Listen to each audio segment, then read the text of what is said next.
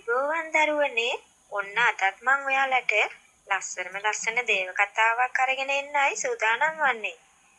ඔයාලා අහලා තියෙනවද මහා ලොකු දේවතාවිය ගැන?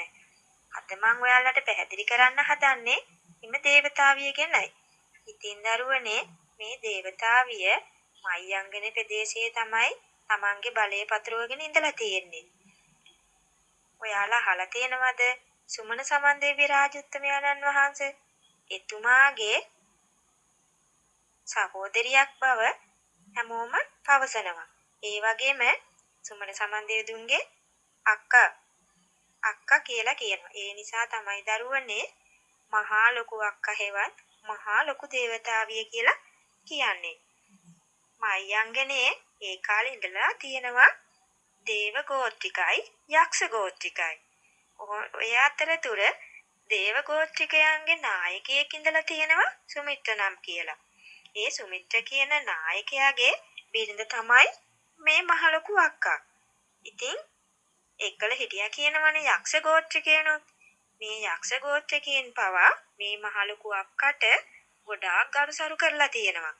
ඒ වගේම මේ මහලොකු අක්කා හැමෝගෙම හිත දිනාගෙන ආදරය කරලා ඒ හැමෝටම උදව් උපකාර කරලා තියෙනවා. විශේෂයෙන්ම දරුවනේ මේ මහලොකු අක්කා ළඟට එන කිසිම කෙනෙක් කවදාවත් ආයේ උදව්වක් නොකර ආපසු නම් යවලා නැහැ.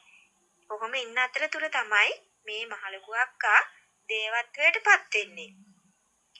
දේවත්වයටපත් වෙලා මේ මහලොකු දේවතාවය නමින් ප්‍රසිද්ධ වෙනවා. මේ මයංගනේ සමන් දේවාලයේ මහා ලොකු දේවතාවියගේ ප්‍රධාන දේවාලය ලෙස සැලකෙනවා. ඇය සමන් දෙවියන්ටත් වඩා බල සම්පන්නයි කියනවා. හැබැයි දරුවනේ මෙතුමිය දරුණු දේවතාවියක් නන් නෙමෙයි. අදටත් මෙතුමියට පුද සත්කාර කරලා මෙතුමියගෙන් පිහිට ආරක්ෂාව ඉල්ලා හිටින්නේ මොනවට දන්නවත් දරුවනේ? දරුවන්ට බෝවන රෝග, මව් පදවිය ලබන්න ඉන්න අම්මලාගේ දරුවන් බිහිවන තුරු ආරක්ෂාව. ඒ වගේම තමයි දරුවනේ විශේෂයෙන්ම ඒ පැත්තේ ගොවිතැන් කටයුතුනේ කරන්නේ. ඒ නිසා මේ මහලොකු දේවතාවියගෙන් ගොවිතැන් කටයුතු වලට හානි කරන වනසතුන්ගෙන් ආරක්ෂාව අනිවාර්යයෙන්ම ඉල්ලා සිටිනවලු. ඒ වගේම දරුවනේ තවත් බොහෝ දේවල් මෙතුමිය ගැන සඳහන් වෙනවා.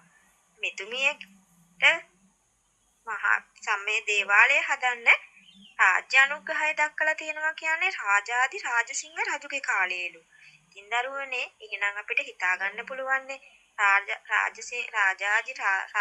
රාජාදි රාජසිංහ රජුරුව තමයි මේ දේවාලය හදන්න උදව් උපකාර කරලා තියෙන්නේ. එතකොට දරුවනේ සමන් දෙවියන් සමග එකට වැඳුම් පිදුම් ලබන එකම දේවතාවිය මේ මහලොකු දේවතාවිය කියනවා. මේ දේවතාවියට ඉඳලා තියෙනවා දරුවනේ ඒ කාලේ අමාත්‍යවරු 5 දෙනෙක්. කෙහෙල්පත ගල යකා, සෙහෙරල් යකා, මවරගල යකා, මල්දම් යකා, ගුරුමල් ඇමති විශේෂ යකා. ඒ වගේ 5 දෙනෙක් අමාත්‍යවරු හිටියා කියන්නේ දරුවනේ කොච්චර බල සම්පන්න ඇතිද මේ දේවතාවිය? අපිට හිතා ගන්න පුළුවන් නේද? හැබැයි දරුවනේ මේ දේවතාවිය හැමෝටම උදව් උපකාර කරනවා වගේම තමයි අසාධාරණ කටයුතු වලට නම් කවදාවත් සමාවක් නම් දීලා නැහැ. ඒ වගේම ඇය ගැන යමක් පවසා කටවරද්දා ගන්නතොත් අපි ඇය ගැන නරක කියන්න ගත්තොත් එහෙම වුණොත් දරුවනේ අනිවාර්යයෙන්ම නපුරු විපත් පමුණවනවලු. ඒක අනිවාර්යයෙන්ම දරුවන් තරයේ සිහි තබා ගන්නට යුතුයි. ඉතින් දරුවනේ මම ඔයාලට මේ වගේ ලස්සන දේව කතා තවත් දෙවි දේවතාවුන් ගැන ඔයාලට අනිවාර්යයෙන්ම අරගෙන එනවා. තෙරුවන් සරණයි.